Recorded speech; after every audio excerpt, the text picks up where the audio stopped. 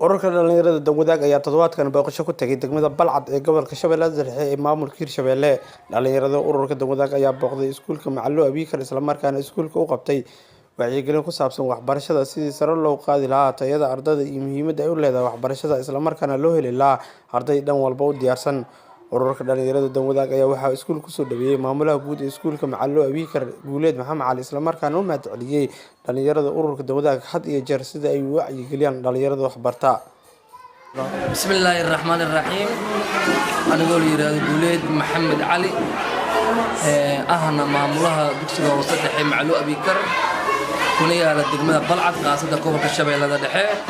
Maanta waxaan soo booqdeen urur la magac baxay Dawadaag oo soo booqdeen oo ardayda dugsiga hoose dhexe Macallo Abiikar u yimaadeen inay kala hadlaan dhinaca faydoorka dhinaca wacyigelinta waxbarashada aad iyo aad u mahadcelinayna maanta ay soo booqdeen.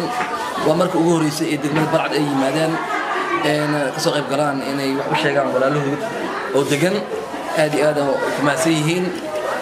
marka koowaad imaad u tahay insha Allah waxay ka dhigi doonaan dhowr mar imaan doonaan dhalinyarada fadhigooda.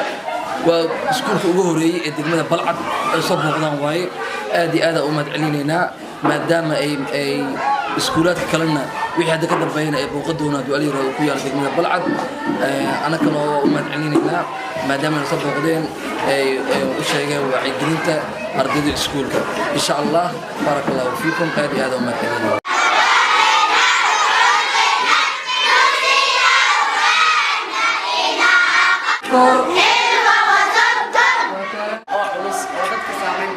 qaar ka tirsan ardayda iskuulka Macallo oo la hadlay Dawadaag ayaa si weyn ugu mahadceliyay dhalinyarada ururka Dawadaag had iyo jeer sida ay u garab taagan yihiin dhalinyarada Soomaaliyeed. Macallo Abiikar oo fasalka toddobaad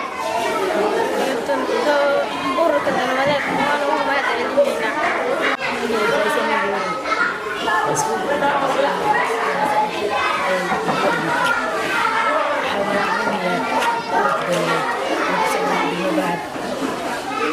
محمد إسماعيل أخش على فصل اللحاد اسكول Macallo Abiikar وحوم العلمية booqashada uu ku tagay ururka dhalinyarada Dawadaag ee degmada Balcad ee gobolka Shabeellaha Dhexe ayaa booqashadii ugu horeysay oo ku tagay degmada Balcad ee gobolka Shabeellaha Dhexe. Dawadaag waa dantaada, Dawadaag waa danta dhalinyarada, Dawadaag waa danta dalka iyo dadka.